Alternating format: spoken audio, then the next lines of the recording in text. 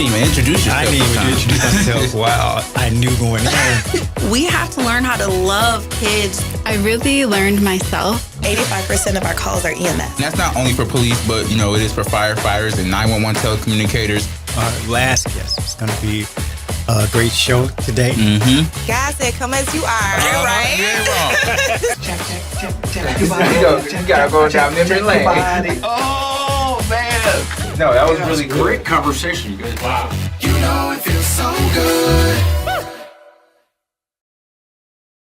All right, good morning again to our Joy 1340 listeners. We are black in the place. That's a little tribute to our guest. We're back here at the station here. Glad to be back. I mean, we were here. Yes. Like part of us. Mm-hmm. Yeah, part of the team. Yeah, but we both weren't here. Now we're back together. Now we're back together again. Yeah. Is that like some Roberta Flack? I know. Black together again. Yeah. And I was thinking of somebody else. Back together, you, I, back together. What's that song? That R&B song?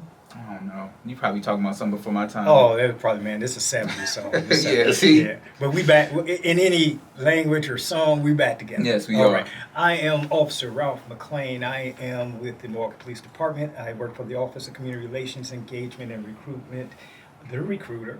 And I'm here with my esteemed co-host. Yes, sir. My name is Jordan Dickerson. I am one of the recruiters with the City of Milwaukee Fire and Police Commission.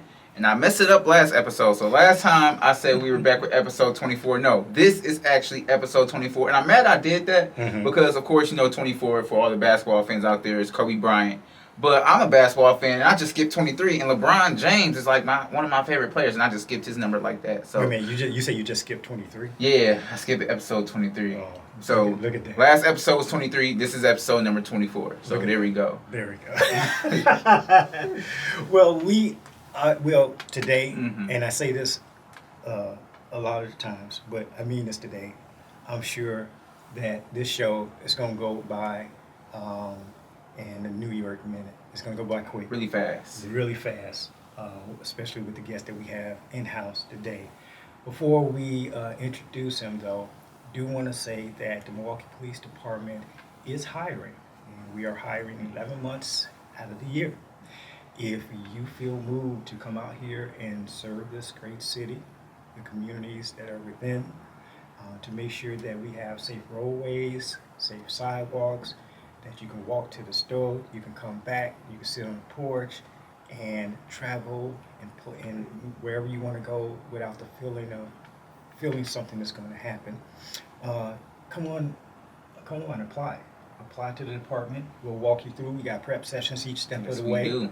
And Jordan Dickerson here will give you a number that you can call if you want more information regarding. Yeah, so if you ever have any questions about, what's the process like in becoming a police officer, I can give you this number right here. It's 414-519-6190. Again, that's 414-519-6190. That's a live text number. You can text us with any questions that you may have. Also, I just want to don't want to forget that to let you know we are also hiring for firefighters as well. So, if you're somebody interested in the firefighter side of things, make sure that you can actually text that number as well. And myself and the other recruiter, we respond to any questions that you may have. Excellent. And if you keep your eye out also at the city website, there are times when there's 911 telecommunicator comes up and such. So just keep your eye out for that.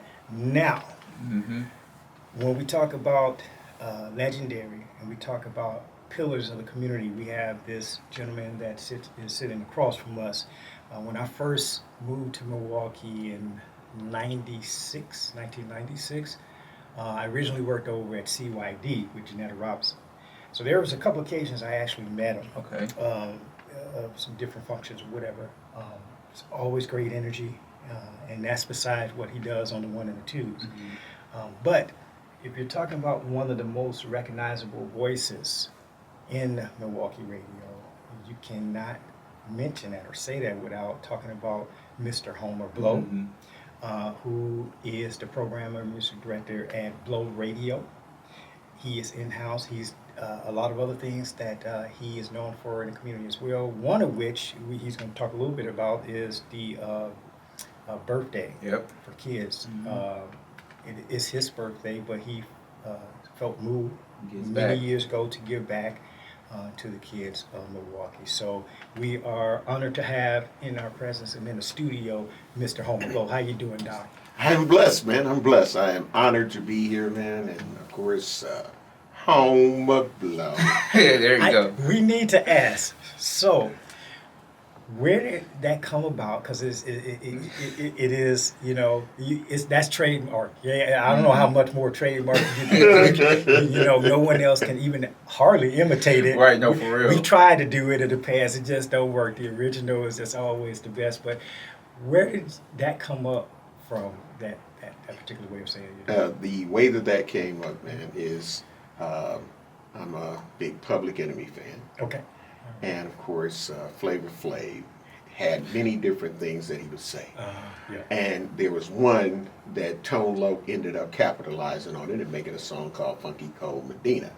But the way Flavor Flav would say, Cold Medina, Cold Medina. Right. So I started saying, because I love that. I was like, you know what? I'm going to utilize that with how I say my name. So from Cold Medina, I said, home of blow, home of blow. And you know, you just got the perfect name for it too. That's the crazy part, you know. Like that don't work with just any other name, like any regular name. You gotta have a perfect name for it. Absolutely, and I want to show you something because oftentimes people think that it's a stage name. No, What it's is a that real little name. name? It's a real name. Right, right. Yeah. So, you know, a lot of people like to say, hey, that ain't your real name, is it? And like, yeah. So I just showed them my driver's license, and Yep. of course, and it's the real ID, so, you know, you can't come with something if it ain't real and Right. legit. So, yeah. And it's a blessing. You know, my mother named me after a relative from the South, because, you know, they were raised in the South, and his first name was Homer. So that's where I got that. And I don't know, maybe she was just a visionary and be like, he gonna be doing some things, you know what I mean? And, Right. you know, let's make it sound good. So, and there it is. Great. And I'm sure you always, when you're moving out and about around the community, when someone sees you, I'm sure that they address you. Yeah. Address you. They try to say it as best they can. As best you they know? can. Yeah. Now, I mean, your name it speaks volume, and it seems like you're building on essentially like a legacy based off that name. Started off like, you know, doing DJs. Where did just tell us about the history in the beginning of Homer Blow? I had a family that were into music, and some of my brothers were DJs. So I would always try to sneak down in the basement, and, you know, they would throw quarter parties and stuff like that. So I would always sneak down in the basement, and then I would get in trouble because they'd be like, Mama, tell him to stay off my stuff. And I'm like, okay, all right. So then I was like, there was a Rent-A-Center, you know, even like then. So it was like, can you get me my own system? You know what I'm saying? So I had a Sansui. So now I was down there, you know, taking the little cassette tapes and making remixes, you know, putting a little piece of tape or some tissue in the cassette. And I just started going and making my own little music and mixes. And then it had a turntable with it. So I started buying albums, and I was like, okay, I'm going to do this. I'm going to get all my own stuff. So I ended up doing that and accumulated, because I would do the neighborhood work. I'm cutting grass, I'm taking out garbage, I'm shoveling snow during the winter. So I was able to accumulate my own money to buy me 2 turntables and a realistic mixer from Radio Shack. So now I wasn't using their equipment anymore, and I had my own, and I just continued to fall in love with entertaining people and DJing. So started in the basement doing, you know, some of the parties. Brothers wasn't going to be able to do it, and I'll do it. So people fell in love with it. Started DJing in some establishments, even though I was young, not of legal age, but I was just DJing. Right. And I don't drink alcohol. Okay. I don't smoke cigarettes. I don't do any type of drugs. So I wasn't going in there for alcohol. I was going in there to DJ.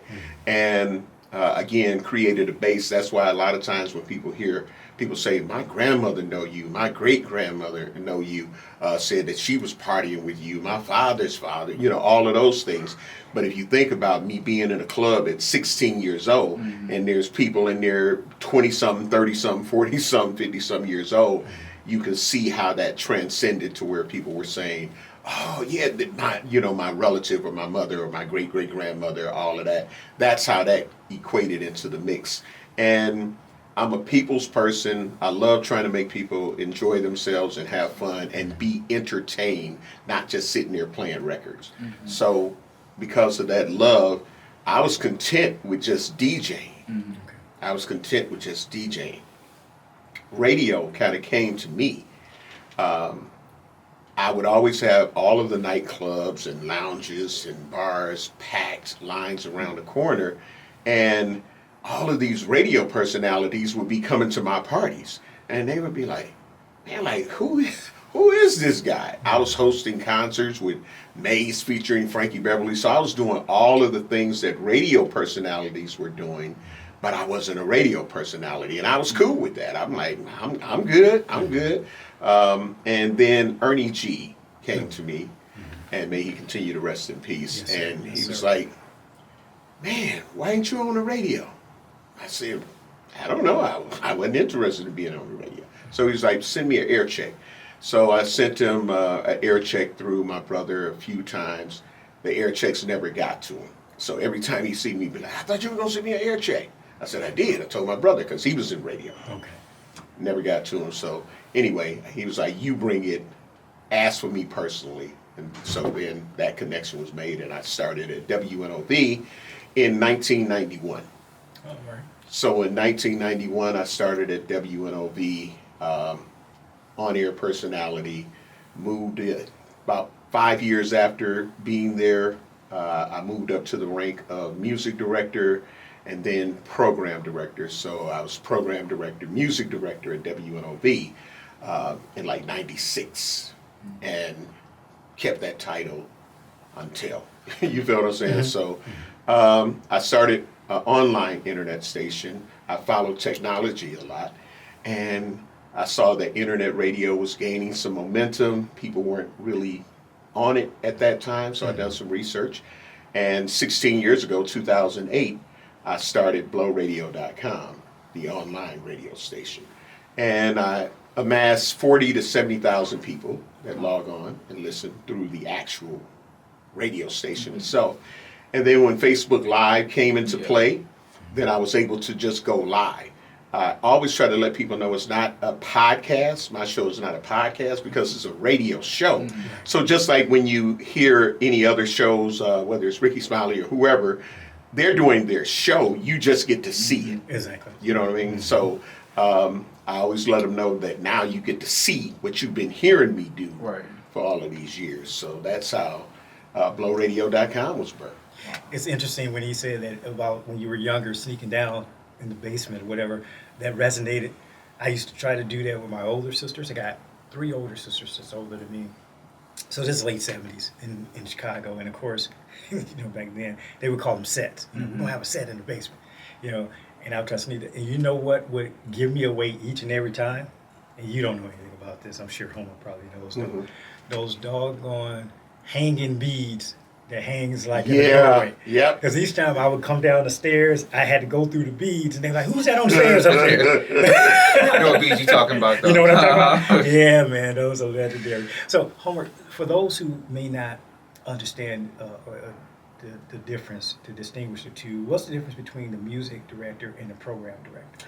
The music director is one that all of the music that is submitted by the record companies or the record labels and Milwaukee artists, it's their job to listen to those songs and pick out certain songs and say, you know what, I think that we should be playing this. So now they would then present that to the program director, who has the final say of if it will make it into rotation or not. So that's the role of the music director. You got a lot of listening to music, and we get tons and tons of emails of everybody trying to, get their music played. So at that time, I was music director, like I say, for a while under Ernie G. because I would help him. So I learned the ropes of being the program director while I was, taking music calls and things of that nature. So Ernie G ended up leaving WNOV, and I was called into the office by Mr. Gerald Jones and Miss Sandra Robinson. Mr. Jones, of course, the owner of Courier Communications Corporation, and Miss Sandra Robinson was the general manager. So they called me in, and it was like, hey, you basically do all of this now. We'd like to elevate you to the position of program director, music director. Do you think you can handle it? Well, I pretty much had been doing the job, so I said absolutely, and I took that role, and I never looked back. It's awesome. There's so many different layers and aspects that I can touch right now. One, the fact that you was on WNOV, which is the first black-owned radio station Correct. in Milwaukee, right? 100% black-owned and operated. And you're part of that. Like, your name is cemented in that history, and just being part of that. So that's truly amazing. I actually want to go back to the DJing aspect.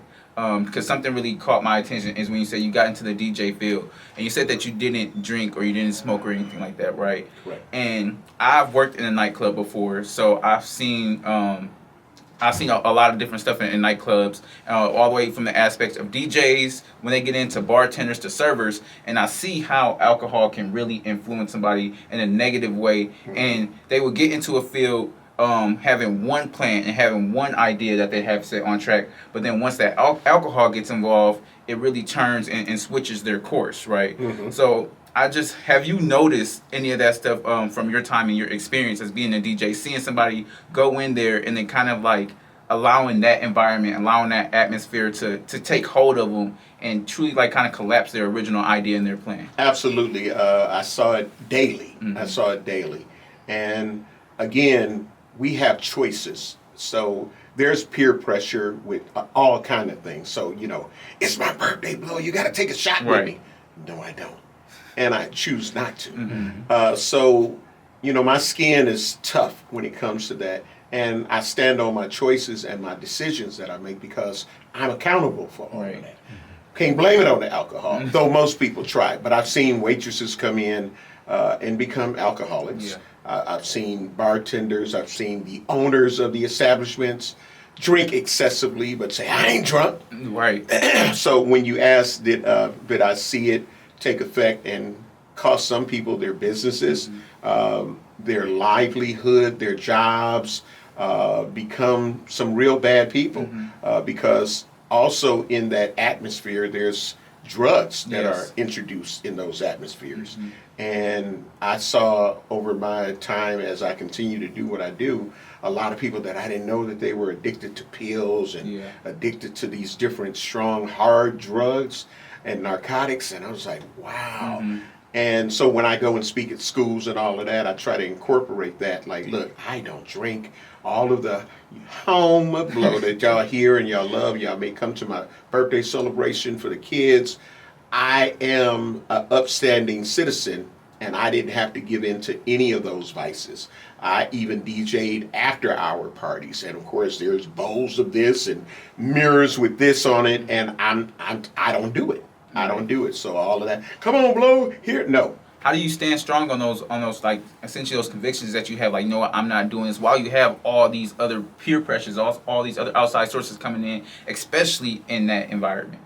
Well, again, I made a choice and I made decisions, and I understood that regardless of peer pressure, you can stand strong if that's what you really want to do. Now, don't get me wrong, there's some people who get injected with drugs and it wasn't their fault, right, you know what I mean? But as long as I know that I am in control, I am not going to ever give in to the peer pressure because, man, everybody doing it. I stand strong on my convictions of what I do, and it has helped me to be a person that in the health world is considered obese, but I don't have high blood pressure. I don't have high cholesterol. I don't have diabetes. I don't have a lot of the things that would normally be associated with being obese. Right. You know what I mean? And I equate some of that to the lifestyle choices that I made with not being added to with alcohol and drugs and other things of that nature. So those are the things, man, that I try to, lead by example and let people know you can stand on it. I know that there are going to be people that are going to try to peer pressure you, but don't let that be your end result, because you have to ultimately look at yourself again and say, wow, I got some blame in this. Absolutely, absolutely. Homie, you born and bred right here in the Yes. great city of Milwaukee. Absolutely. Growing up, who was influential in your life? To as far as how you carry yourself, how you interact with others. Was it parents, family members, or was it a teacher? Who was influential? I was influenced, and I'll say this because it's true, my community. We literally had neighborhoods. I knew what it was like to be able to have my mother end up saying, hey, go down 2 doors to Miss Banks' house. She's going to give you a cup of sugar, a stick of butter, and all of that. And I saw that, and I was like, wow, this is really dope. Like, you know what I mean? You can really just go get a few pieces of bread, and the community helped each other. The stores would give people credit, and you could go get lunch meat or some chicken and pay when they got paid. And just to see that community collaboration, that just blew my mind. So I saw pieces of everything. I saw the dope dealers, I saw the crackheads, I saw the pimps, I saw it all. But again, I stood strong on my conviction of I don't want to do that. Yeah. I wouldn't want to catch myself in this kind of position. I had friends coming up that would say, let's go break in a house. I'm out. Nope, I'm not going to do that. Nope. I'm not going to do that. Let's steal a car. Nope. I haven't rode in a stolen car. You feel what I'm saying? But I had friends that would steal cars. Come on, let's go to school. No, I'm not doing it. Come on, smoke a cigarette. No, I don't smoke cigarettes. I don't do it. So I think, again, all of that helped to keep me strong and just staying homeward blow. Right. And one thing I love and I could kind of tell about you is that they say a wise man is a person who doesn't necessarily need to learn a lesson for themselves. They can see another person go through a situation and they learn a lesson from watching the person go through it. I feel like that's a lot of what you've seen. And you were seeing all these different things. Okay, yeah, I see a drug dealer. Yeah, I seen the lesson that happened in his life. I don't want that to happen in my life. Oh, yeah, I see my friends stealing cars and I see where they ended up. Nah, I don't think I want to go down that path. So it's a good thing that you're able to have that perspective and say, you know what? I'm going to learn these lessons, not by going through them, but just by watching them, watching them from other people. And you've seen that community aspect, and that's something that you love and that you drew to. And it's funny to see like a whole full circle moment and see that now you have a huge event every year, your birthday. It's something that you do and you like to give back to the community. I just want you to talk about that a little bit and the importance of that for you. In my community, being so intricate in it, I see the conditions and I see the deterioration of the community and the neighborhood, and because people would rather call it a hood now instead of a neighborhood. A hood has negative connotations, in my opinion. A neighborhood is what I grew up in, even though we were poor, even though we went through poverty, but we didn't feel like we were going through poverty because everybody pitched in. So in that, as I continue to rise, and yet I still rise, I've always remained humble. So I seen some of the conditions that were in our community. I would be at a lot of public events. I'm always at public events. I'm giving away things, and children would come up to me and try to say my name, and they'd be like, can we come to your party? Because they would hear these commercials of me being at all of these different places. So they like, can we come to your party? I'm like, no, you got to be grown. And they're like, when you going to do something for us? I said, I'm going to throw a party where y'all can come. And I took that, as well as just seeing that there were families where mothers and fathers or grandparents or foster parents that had to make decisions when their child saw a $300-400 ride-in electric car. Do I get that, or do I get my real car fixed? Do I pay We Energies, or do I go ahead and get my kid this bike that they deserve? Right. They deserve this bike. So I felt like giving them a party and giving away gifts for my birthday, but to give it to the community and let the children learn what it's like to be a child again. Because I was able to run outside and play, go swimming and all of those things. And our community has become so condensed now, they weren't able to do it. Everybody's scared to let their child walk down to the corner now. Right. So I was like, I want them to be able to feel what it's like to be a child. I want to provide everything free and let them come, and you get a raffle ticket when you come in, and when your number's called, you get to go pick whatever you want. If you see that $300-400 electric ride-in car, it's yours. If you see a Dow that you want, it's yours.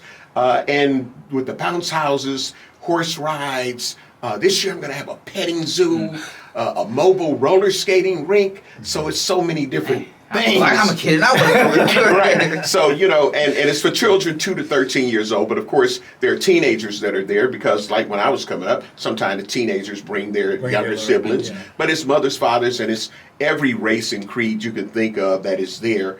And just so they can enjoy. I tell my volunteers, don't tell no kids, don't run, don't run. Be like, look. They got energy. Let them run, let them play. I bring the characters. And each year, this year will be the milestone 30th annual Home of Blow birthday party for the kids. So I'm just excited to be able to continue to show my community and the people that I love them. I do turkey giveaways. I do all kind of stuff, book bag giveaways. But it's just in my heart. And if I'm in a position to do it, and as long as I can do it, I'm going to continue to do it. Beautiful. Thank you so much for being a blessing for these 30 years. Yeah. With that particular aspect, and blessing those who come, who partake in that, because like you said, I mean, those kids, they maybe not even ate that day. Yeah, sometimes it is the You first know, time they eat and the last time they eat that day. You just never know, or they're going through something traumatic at Yes. home, and then they get to something like that, and it's a little bit of joy for them. Yep. So that's a beautiful blessing, and you've been a blessing to this community, brother. Thank you. A pillar of the community, a voice that we need, will continue to need from here on out. Real Share- quick, when's your birthday? When's your birthday? It's June 29th. The party is June 29th at the Fitzsimmons Boys and Girls Club, 3400 West North Avenue. Okay. 2 to 6 p.m. 2 to 6 p.m. And thank you also on behalf of the Milwaukee Police Department for letting us be part of that as well. So lastly, I want to ask you, what was the first record you bought? First album? Chic, Risque, the one with good times on it. And so I accumulated everything else after that. But yeah, the Risque album by Chic. I got one more question for you. Best Kool-Aid flavor. The red The kind. red kind. All right, where can the people find you at? Where can they find you, sir? Blowradio.com, at Homer Blow. Everything is at Homer Blow. Instagram, Facebook, TikTok, everything is at Homer Blow. All right, well, that's a wrap, y'all. That is a wrap. Thank you for coming by the studio, Homer. We appreciate you. And anytime you need us, we're here for you. All right, y'all have a good one. God Yes. bless. God bless. Talk to you next time.